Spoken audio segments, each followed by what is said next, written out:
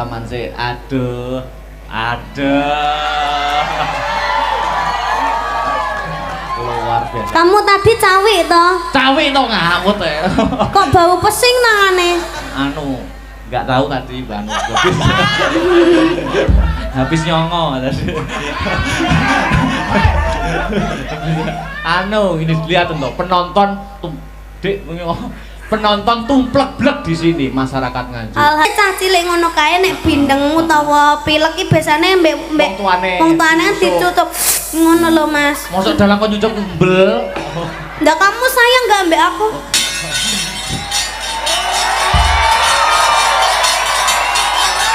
Ya udah kalau kamu nggak mau Mas Badar aja. Hei! Aduh memang ini kene dapuk kiai. Dadi bagian doa men kene. Doa kok punungane mubeng-mubeng itu ngopo. Ya, malam ini kita ketemu di alun-alun Nganjuk. Iya. Kita tahun 2022 kalau nggak salah kita juga ketemu di alun-alun Nganjuk. Iya. Hari Bayangkara, Hari Koperasi. Ini kita ketemu lagi di alun-alun Nganjuk dalam rangka hari jadi Kabupaten Nganjuk ke 1087. Gimana? Mati Mike. Oh wes. Udah. Iya. Ya kita doakan buat warga Nganjuk. Ya. Semoga semakin sejahtera. Amin. Semakin sehat semuanya. Amin. Semoga semakin lancar rezekinya. Amin.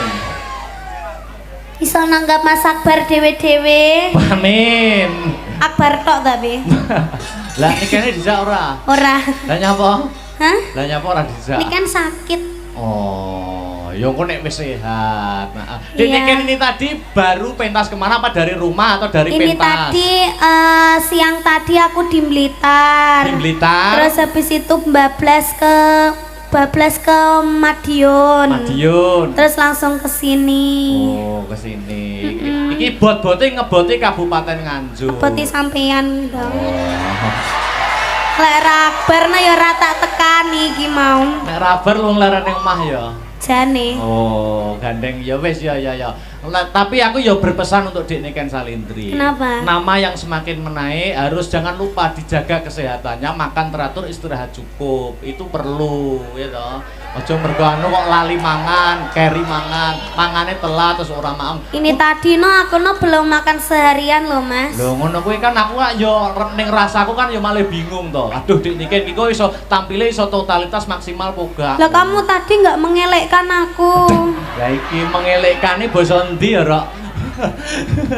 Kan biasanya kan kamu mengelekkan toh. Piye nek ngelingne? Yang udah makan gitu. Kok tadi ndak? Oh, tadi masih fokus ya, fokus sama wayangnya ya. Iya, tadi masih Gladi bersih ya gladi tadi. bersih. Sampai lupa sama aku ya. Yo nggak lupa, kan ketemuannya kalau di panggung kan lebih match gitu loh Dik Niken. Oh, gitu ya. Ya maaf kalau tidak bisa mengelekkan kamu. Iya nggak apa-apa. Tadi yang mengelekkan aku udah banyak sih, tapi kalau bukan kamu aku ya nggak mau makan gitu loh. Nggak tahu sih gue tuh kenapa sih kayak gitu sih gue lu mah. Nek ra karo aku mosok ora maem ya kudu maem tetep ora ora nafsu. Dek kene no ning grup Asna Bratana nek sing taksir len Mas. Sapa lho?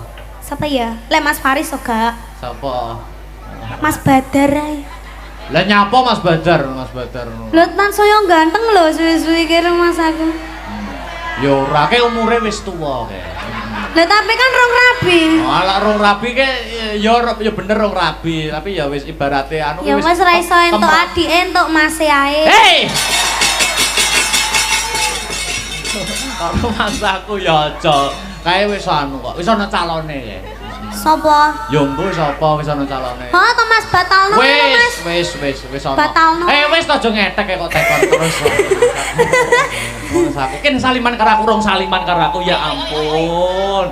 Belum ya kesini dong. Mosok aku ning ngisor to. Lah ngono lho, heeh. Ya kamu nggak mau ndek ngisor, kamu mau di atas. Maksudnya iki salaman. Ya wis kamu di atas, aku tak ning ngisor. Ya padha sejajar Mas Teh. Sejajar. Kamu tadi mendem ya? Ora ngamur. Kok ampunya brang-brang? Oh, kamu ngentut ya? Ora. Oh, berarti aku. Wes.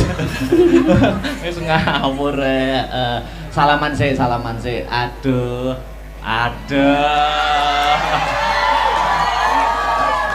Luar biasa. Kamu tadi cawi toh? Cawi to ngamut Kok bau pesing nangane? Anu, nggak tahu tadi bang. Habis nyongo tadi. Anu, ini lihat tuh penonton penonton tumplek-blek di sini masyarakat Nganjuk. Alhamdulillah. Ini bukan hanya Nganjuk yang menonton. Tadi wis nyapa to ndemeki jarikku. Iki lo ngelapi umbel lho, Mas. Wis ngelapi umbel ning jarike dalang kok ndemeki roh jarik kuwi kudu piye ngono maksudku. Lah jarik kita lo sama. Ora iki ora bedono kok ya. Oh iki lek kuno kone kan ta? Iya ta? Iya ta? Iya ya iya, heeh. Ora titen aku Dik, ora titen. Kamu ngomong apa tadi? Sing ndi? Mbah lagi mau tas ngomong apa? Ini masyarakat yang hadir di sini bukan hanya masyarakat Nganjuk, tapi di luar Nganjuk. Iya, tumplek-plek, ada yang dari Semarang, ada yang dari Magetan, ada yang dari mana-mana loh Mas Anggite. Toh ini tadi ya, YouTube-nya Asta Brata itu penontonnya ada berapa kamu tahu? Berapa? Aku tidak lihat YouTube. Banyak. Ada berapa? Gak tahu kamu. Gak tahu.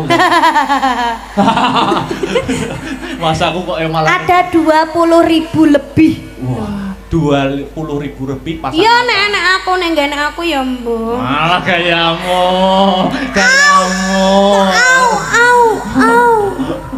Oh, tak ngene tok kok au luar biasa. Iya, aku kemarin tuh pas Mas Akbar ndalang itu, aku ki ndelok pas karo Mbah Kirun. Oh, di SMP 5. Abah Kirun ki nyebut jenengku nyapa to kok sampean kok langsung ngeprak wayang iki. Piye nyebut jeneng piye to? Oh, nekokne didikan ngono to. Jajal. Yo kan orangnya nggak ada gitu loh. Maksudnya orangnya nggak ada kok disebut-sebut gitu maksudnya. Malah kamu aslinya menjaga perasaannya siapa itu toh? Enggak. Dan lainnya toh. Enggak kok mesti ngono kuwi enggak ya, Dek. Enggak. Ya kan maksudnya sampean tidak di posisi SMP 5 gitu loh. Kalau ada sampean enggak apa-apa. Wah, luar biasa. Yo saiki ini tadi ada Bapak Bupati. Raine dalang dipuluk iki Mas. Ada nih gorengan. Apa matur apa arepan? Iya, buat Bapak Bupati Sugeng Rawuh, Sugeng midhangetaken, Sugeng apa Mas? Sugeng Mirsani. Sugeng Mirsani ya ta. Bapak Bupati ini penggemar Agni Lovers. Waduh, so apa kuwi? Agni kuwi singkatan apa kuwi? Agni singkatan apa? Maksudnya masyarakat kan nggak ada yang masih banyak yang Agni ki aku Niken. Oh. Singkatannya. Oh. Akhirnya Akbar ini ya gitu. Agni ki apa? Agni ki Akbar Niken. Oh, Akbar Niken. Pak Bupati. Oh, Pak iya. Srihandoko. Dan ini nanti ya Thomas. Apa? Wong-wong ki dorene kabeh ki mengharapkan kita duet. Oke, siap. Tapi duetnya kok ya Mas lek wis wayangane kukut. Lah aja saiki to. Lah duet wong resik-resik alun-alun kok piye. Ora aku duet. Ini tadi sudah ada banyak buket loh Mas. Oh, buket. Aja kamu kok empuk sekali toh. Empuk toh. Suwirang ini toh. Alah.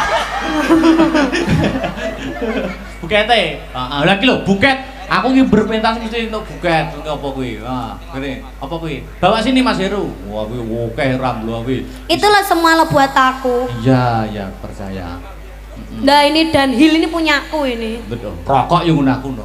Ya. Punyaku ini. Nah, iki lho, hari jadi Nganjuk ini banyak yang ini salam gemati dari via WA ANBC. Ya, iki lho, hari jadi Nganjuk disponsori boneka iki lho. Wes oke banget ki. Weh. Lah ini buat aku ini yang 50-an ini. Kamu kan udah banyak uang toh. Anggur duit yang ngedek.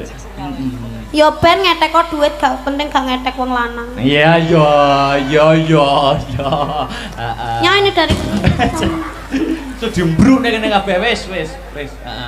Apa? Iya, gini oh dari Dari siapa gitu tok lo Mas. Ya, ini dari Hong Kong. Bunda Ini dari Hong Kong, dari Bunda Susi Loh, juga. Miskin kok mending tau dijajar-jajar dadekne wayang. Heeh, ngono wae. Nah, udah banyak sekali ini. Oke, terima kasih untuk yang telah mengirimkan buket. Nah, semoga Ya. dapat balasan. Oke. Ya, amin. Ini sebelum menaikkan bintang tamu yang satunya, Mas Kopet, Mas Dodo. Oh, ada bintang tamu. Oh, ada pelawaknya. Oh, Ada pelawaknya. enggak ketok lo enggak rayu matanya aku. Lah belum naik kok Iya.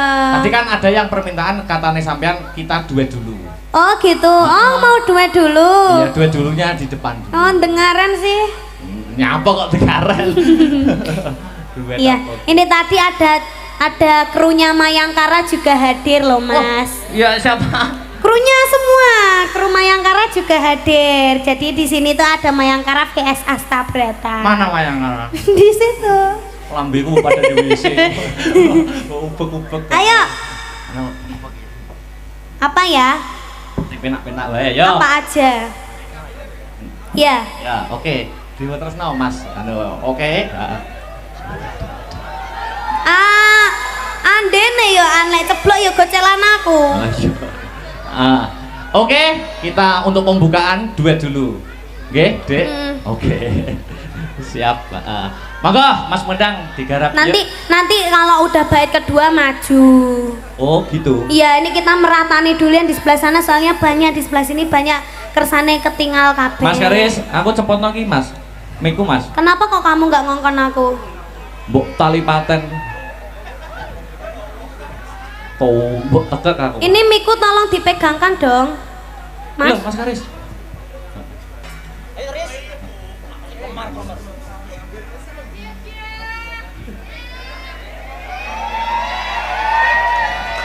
Ini kayaknya kon mudari bu winter. Ish. Ya, ya. Oke. Ya. Yuk, untuk pembukaan Mukadimah Limbuan. Monggo. Dikei goib barang. Oke, dengeran. Masih banyak. Ayo, apa? Ngaturnya apa? Ayo menghibur. Monggo. Anu kaya langga apa lele. Anu. Halus napa kasar niki, Mas? Kasar. Kasare napa? Hah? Apa ya, Mas? Banyuwangi apa pripun? Oke, ora apa-apa. Apa Seragenan? Nah, manut. Seragenan apa Banyuwangi? Apa pan? Alah hepan nih kok. Iming-iming. Aja lo. Aja kuwi lo. Ndak, jangan dangdutan ya. Anu wae, gamelan wae ya, Mas. Antara gelang alit karo gelo. Oke, oh. Gelo. Jare mau ketek Banyuwangi, nek gelo. Iya. Ya wis gelo wae ya. Seraginan berarti. Oke. Aduh, Apa? kakiku sakit. Napa semutan? Kram. Keram tenan to? Tenan iki. Enggak. Iki marine iki didilat iki. Wah. Aduh, Kenapa? anjang-anjangan. Kuwi tau blong-blongane.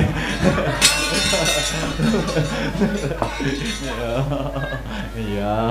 Yo, gelo Seraginan Mas Arya. Yo, ragenjang Pak Pang Maroda yang negara wong kali codhe ngetani iline. Ayo kagiat rasa kita Gatotkaca penulun kang jogara kanggon kita mangun brata. Kejawi saking mriko do pukulun arajo wonten ing gatos ingkang pundi dene paduka pukulun gigah anggen kula semedi maladi hening. Kawruhanana Gatotkaca marmane ulun jogara kanggon kita semedi krana ing dina sakmengko kahyangan Suralaya lagi kapandhuk ing gara-gara. Bareng ulun teliti sumbering gara-gara disebabake loro perkara siji pangaribawane sira kulup Gatotkaca angka loro.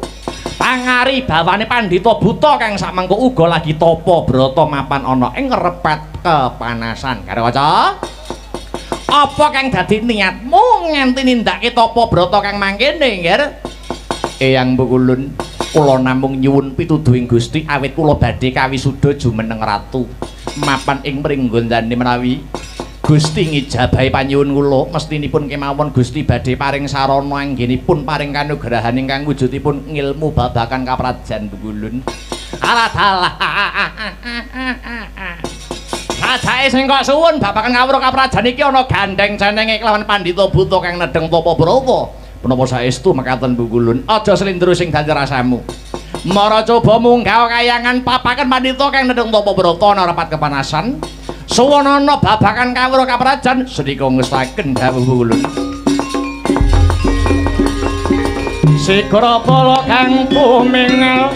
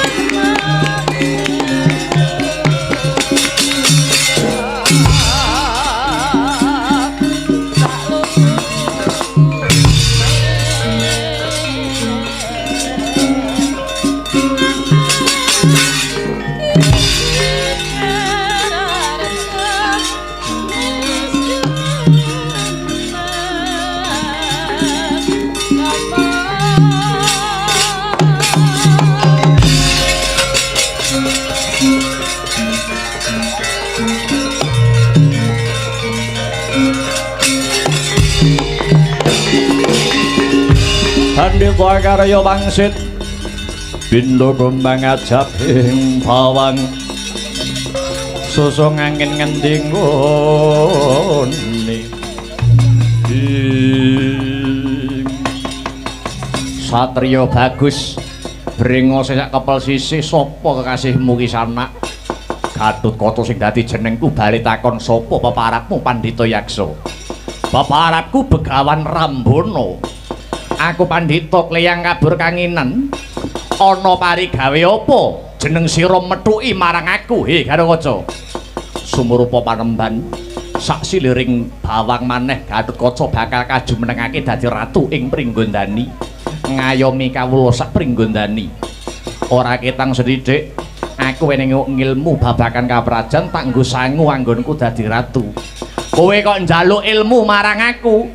Aku mung estu padha dawing dewa Begawan. Ya, bakal tak wenehi nanging luwih dhisik tak teter kadigdayanmu. Gatotkaca ora mundur sangkah. Bagus.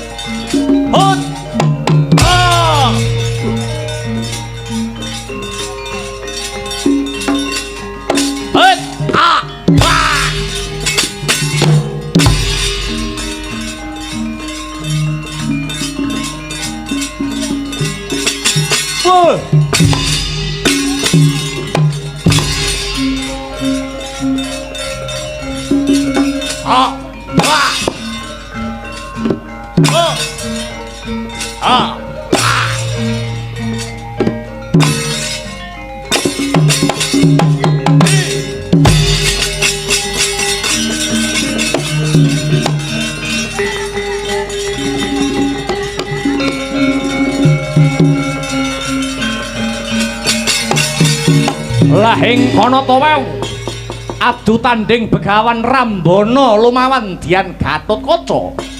Kocap Begawan Rumbana badar sejatining wujud sekawit. Eyangira Raden Gatotkaca inggih Prabu Trembaka kang wis abadan sukma.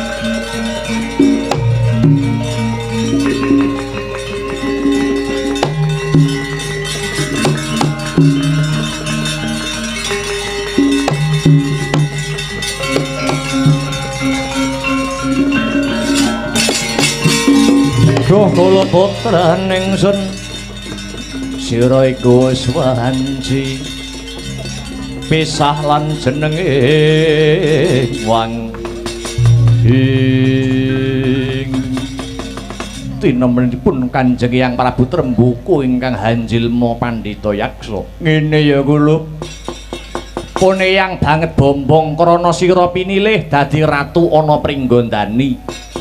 Kabeh iki jumbuh kelawan idam-idamanku kula. Kang wayah namung nyuwun pangestu dhateng Kanjeng Eyang keparenga Gatotkaca nyuwun kawruh kaprajan minangka gegebengan kula Kanjeng Eyang. Ngene ya nggir.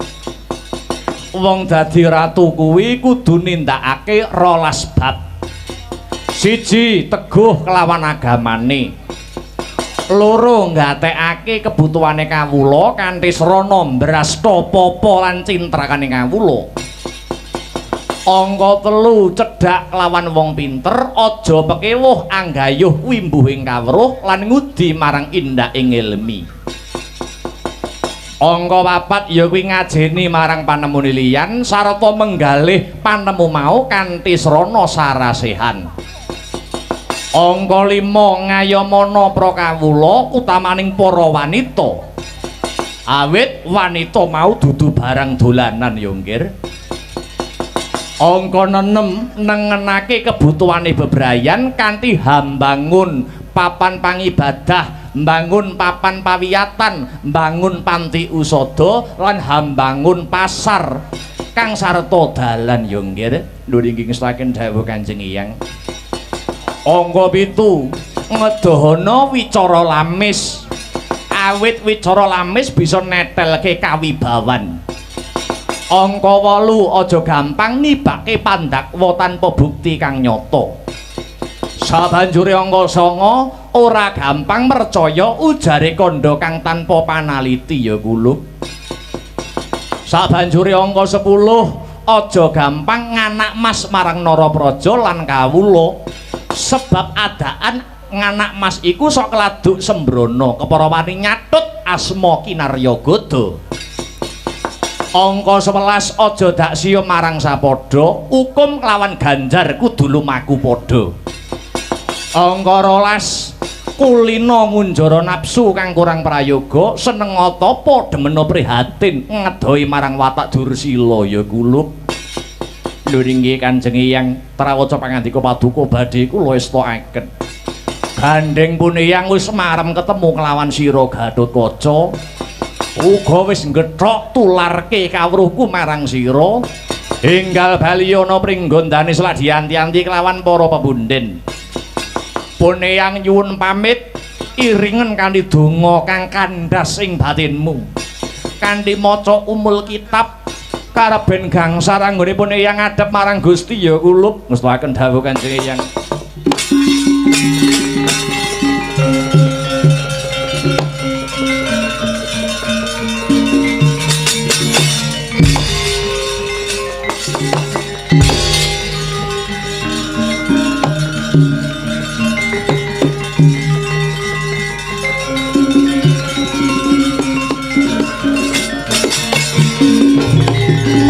Hina subang iwang aruna katinetrane nganggarapo om sabaning kukila ring danegara saketer Kinitungan ingkung lirwu sing pinipanca ing Antya ingkang winuwus madeg praja Pringgondani wis pepak ngenyarsa ngadani wisudan ratu.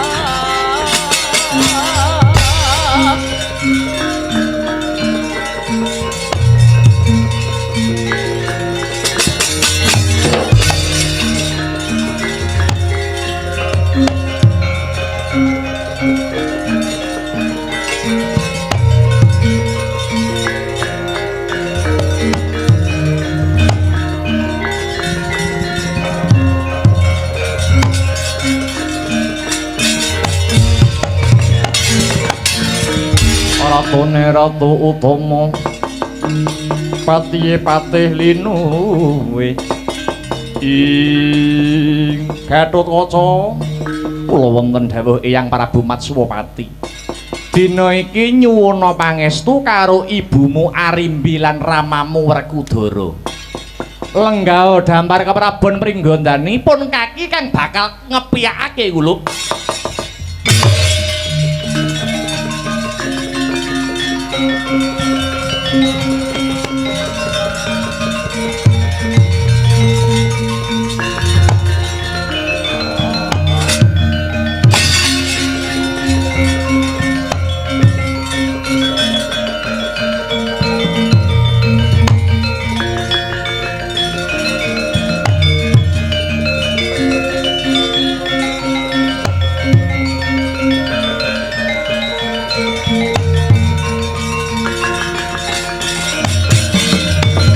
Sakwise Gatotkaca lenggah ana damar keprabon Pringgondani dina iki pun kaki kang bakal netepake lan ngepiyakake rene wis sawetara suwe Pringgondani kumplang pasewakane lah dina iki wis ana kang minangka dadi pepayunge para kawula dasih pemimpin nom-noman ya isih trah Pringgondani tak tepake ing dina iki Nalendra Pringgondani jejuluk Prabu Anom Gatotkaca. Ya, ya, ya.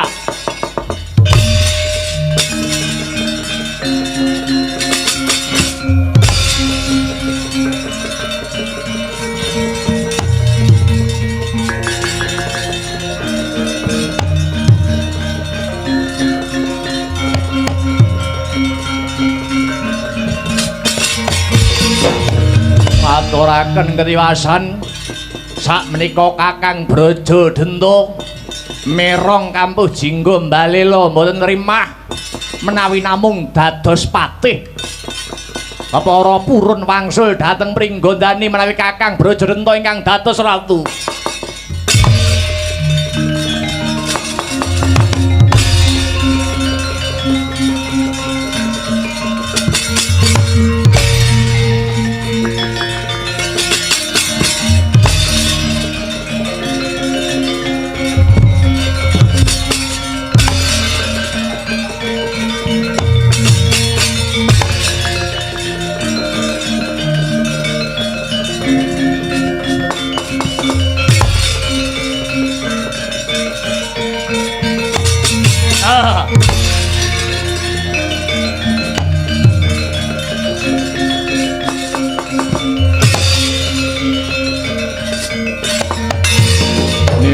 Larupta saking Gudha Sakura kula yen atana mutusa sang Sri ing punika Kakang Mbok Arimbi ingkang merepeki kula. Ya Brajadenta Mulane aku methuki Braja Denta mapan ana alun-alun.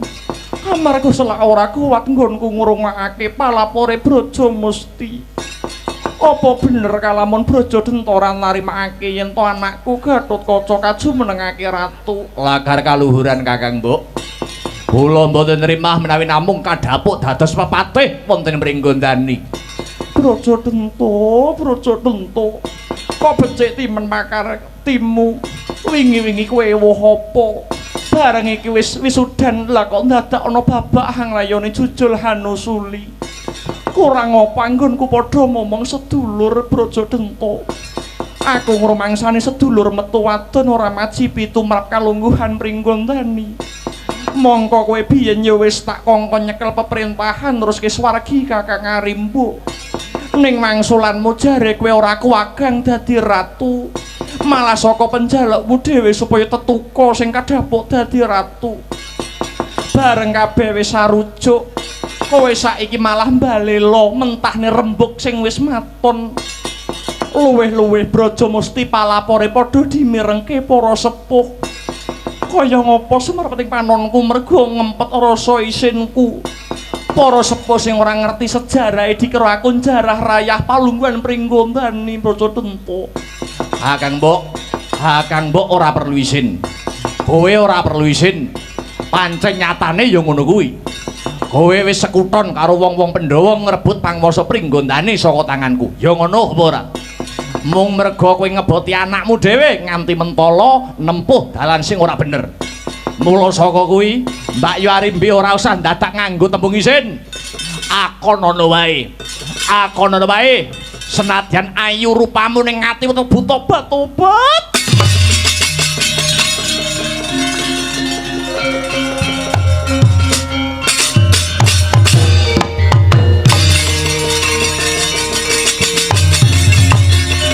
Ayo Pakridaku Braja Denta.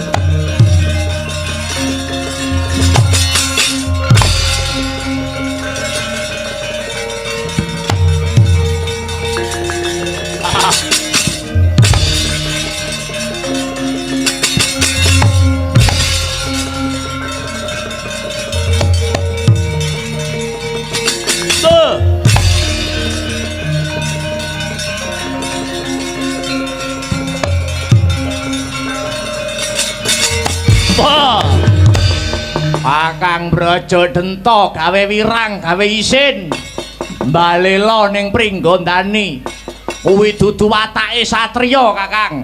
Iya Kakang Braja Denta, kowe aja rusak ajak-ajak dosa ngupaya kanca.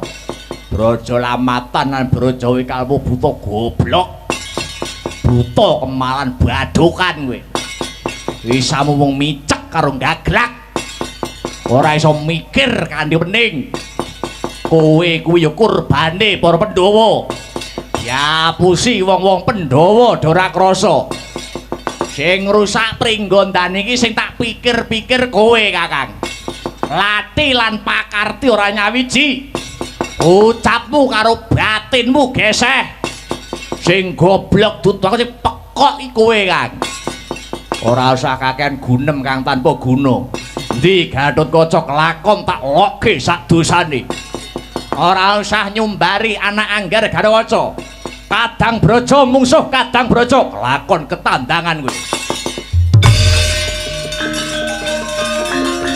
Oh, bae.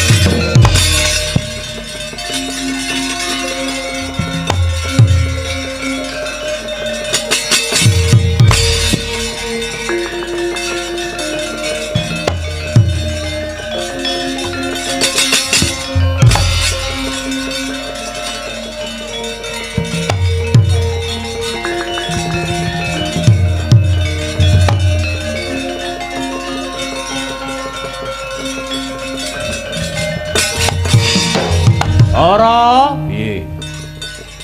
Genah-genah gegeran kaya ngene kowe kok malah penak-penak. Jal, sawangan sing perange sapa kek? Arimbi karo Baraja Denta. Arimbi kae apamu? Bojoku. Lah iya. Wong genah bojomu direwangi adus keringet adus getih lah kok kowe ora belani. Loh, iki rebutan kamukten. Sabab apa aku kok kudu belani? Iki rebutan kamukten Pringgondani. Kamukten Pringgondani ben diurusi wong Pringgondani dhewe. Aku wegah melu-melu. Aku gelem milik karo Pringgondani, Braja Denta, Braja Musti sak sedulur-sedulure tak pites mudar wingi-wingi. Negara Pringgondani rasah taren karo aku. Lah nek bojomu cilik tumekaning lara, gedhe tumekaning pati. Wong gelem urip kudu wani mati. Mati kuwi wajib. Iye kuwi. Angele. Guneman karo priyayi iki. Bojo ya, Kong. Ayo. Bojo ya. Nah aku tak eman-eman, Truk. Ayo.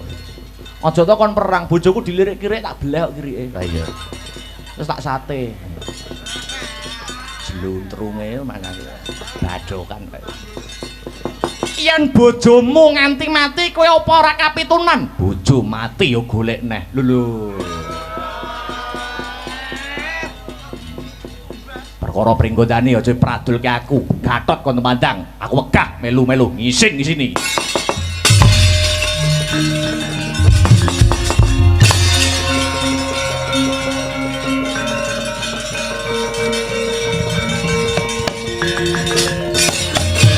Petro dalem. Janjane aku takon ngene, iki mung kepengin ngerti sepira tulusing bebudene ndaramu Werkudara. Ndaramu Werkudara kae isih gelem melu urusan Pringgondani apa ora? Nyatane kok ya ora. Ayo, saiki nek ngono Werkudarane ora gelem perang. Ayo, saiki kresnane kudu perang. Alah, dapurmu malah. Dapur meng ngongkon aku. Tak goleki jago.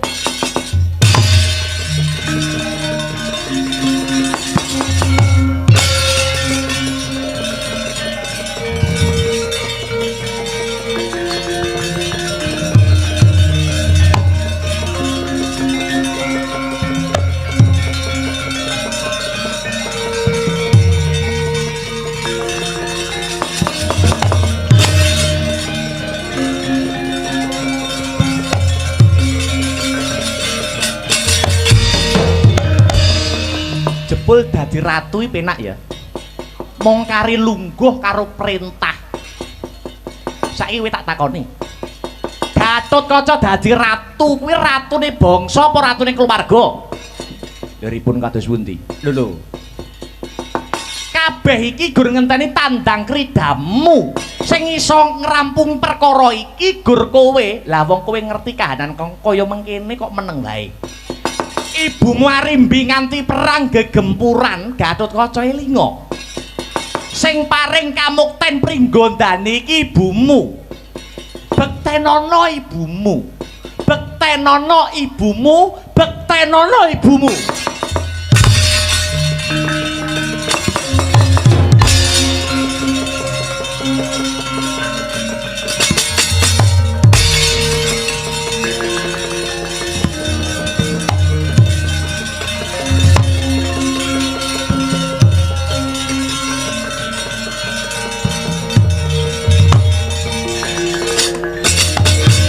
Karetaning satriya linuwih kang maradi mring Gautaman ing Paman Braja Denta paduka paman ampun ngantos dameling sem menawi paduka milik Palungguhan Pringgondani monggo sak mangke Pringgondani sak wetahipun kula borongaken Paman Braja Denta. Ora usah macak melas kowe. Kabeh iki iso dumadi merga akal julike wong-wong Pandhawa kalebu bapakmu. Merga Pandhawa ki nglungguhi negara Ngamarta. Pandhawa ngrumangsani Ngamarta ki negara cilik. Bisane gedhe kudu diblengket karo Pringgondani. Jare Pandhawa ki wong utama, ning jebule Pandhawa wong serakah dakah-dakah. milik karo kamuktene liyan. Kowe bocah wingi sore durung iso apa-apa dikarbit dadekke ratu. Mung mergo saka Pandhawa pengen gedheke keprabon Ngamarta. Ya apa ora?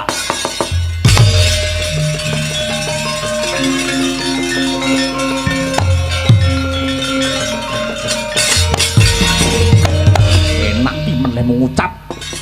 Ora watak bepunden Pandhawa edan marang kelungguhan. Kanjeng Rama golek kamukten dhewe direwangi babat alas. Paman Brajadenta, kowe mblenjani janjimu mbiyen. Kowe ora pantes tak pepundi, pantes tak kunjung nganggo kepelantangan. Bagus. Tibake mbat-mbat jalen pedhot pialungmu we.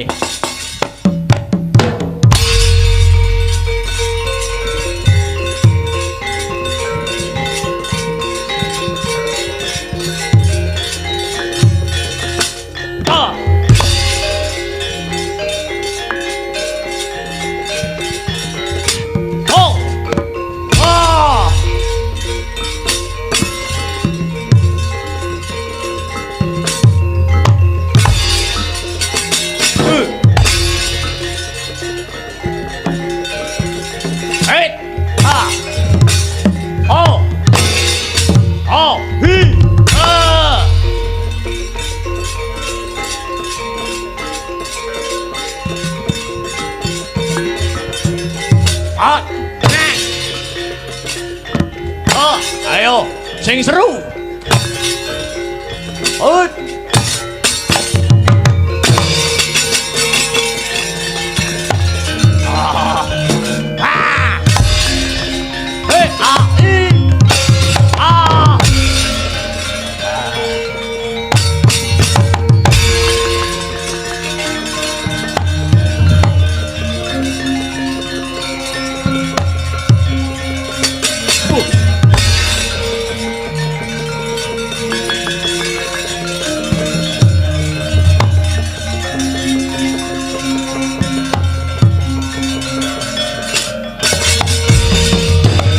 Pripun ngger Paman Brajamusti, abot rasane ngatiku paman aku perang musuh pamanku Dewi. Ngaten mawon nggih ngger. Kula melu sabiyantu kula badhe mlebet wonten epek-epek panjenengan ingkang giring mekaten paman. Nggih. Mangke kula aturi namaaken dhateng Kang Paman Brajadenta nanging wanti-wanti weling kula nggih ngger. Menawi mangke wonten kahanan ingkang ngelok-eloki ampun kaget nggih ngger. Gatotkaca kudu menang.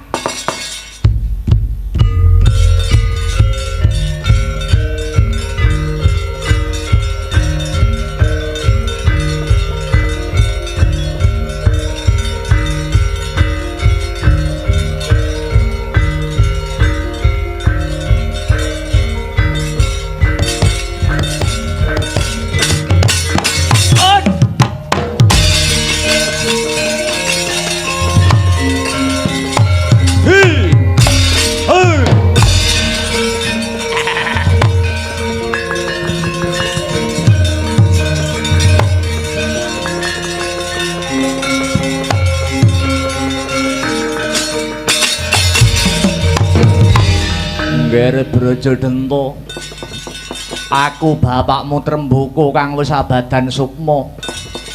Kudune aku wis mesem guyu ana swarga amarga wis nyekseni Gatotkaca jumeneng ratu.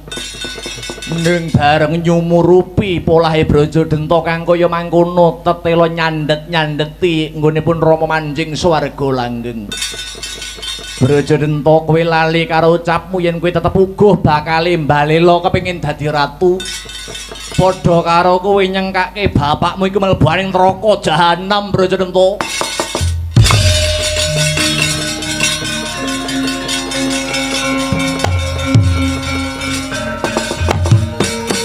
Den piting risang Gatotkaca kalian Raden Brajadenta nanging dupi midhanget swantenira Prabu Tremboko ingkang wis abadan sukma kadya linolosan otot bebayune Raden Brajadenta. Rumangsa getun awit pangecuk-icukira Pati Sengkuni. Dupi lena Sang Brajadenta tanggap Sang Gatotkaca. Radyan Gatotkaca ngetok karo sangkeng pungkasan. Den tempiling Kang Paman ngagem astanira ingkang giring. gugur sang Brajadanta manjing ana astanira sang Gatotkaca ing nengen.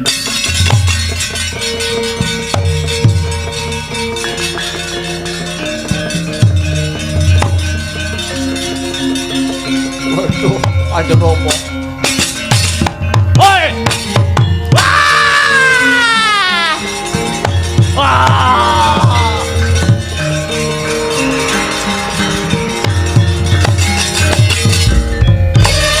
Surat Al-Qur'an sampai sajul mimpan bebela negara ayo.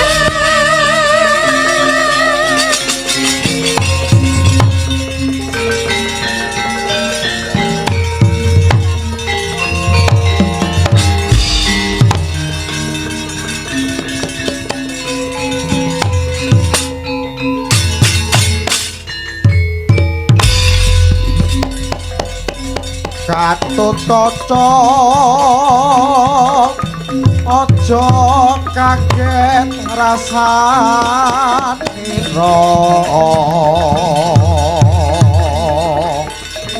paman sang Braja Musti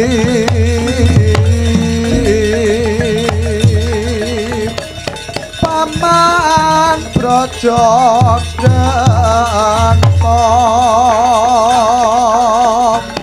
wis tumeka palastra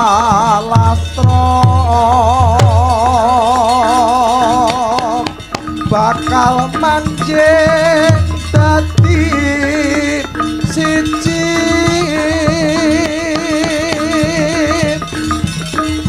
ing astanira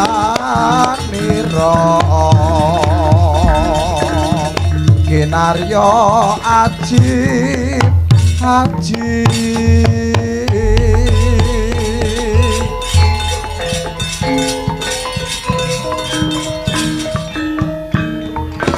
Waduh paman, ora nyono ora nglegiwa pamanku Brajadanta Braja Musti tumekaning pati manjing ana epek-epek kuwi kiwa lawan tengen.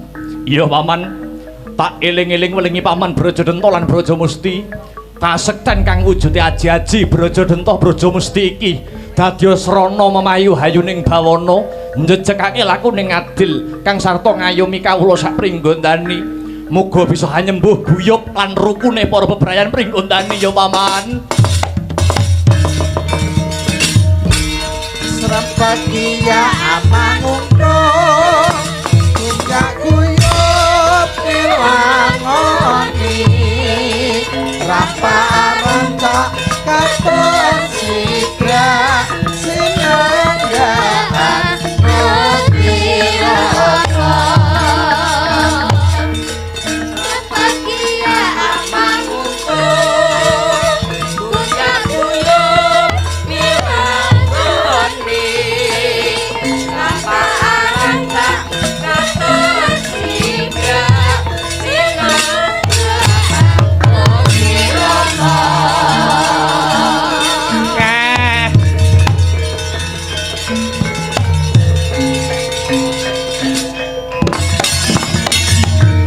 Iki Brajalamatan, aku Patih Sengkuni. Brajalamatan, kudune kowe ora trima kakangmu Brajadanta mati.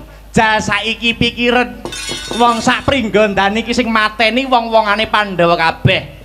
Bapakmu Tremboko biyen sing mateni Pandu, bapake Pandhawa. Kakangmu Arimba sing mateni Werkudara. Lah kok saiki kakangmu Brajadanta dipateni karo anake Werkudara. Cetha yen Pandhawa kuwi arep ngrusak pringgondani saka njero. Weh, lah dalah iki penyakite sing marake rusak.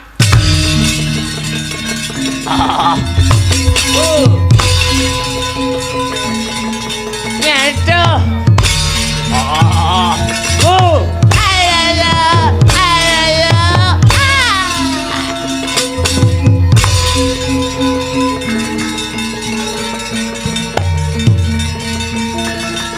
Hey, ha, oh, oh, hi, ah, oh, hoi, ah, ah, ah, ah.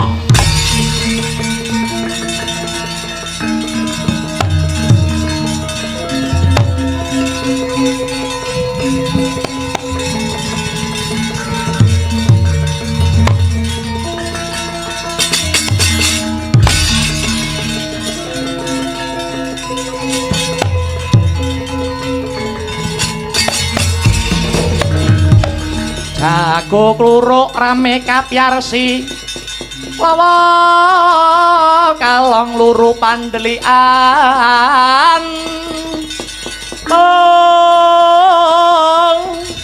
jreh kawanan ing semune wetan bangsulaipun mratandani yen wis bangun enjing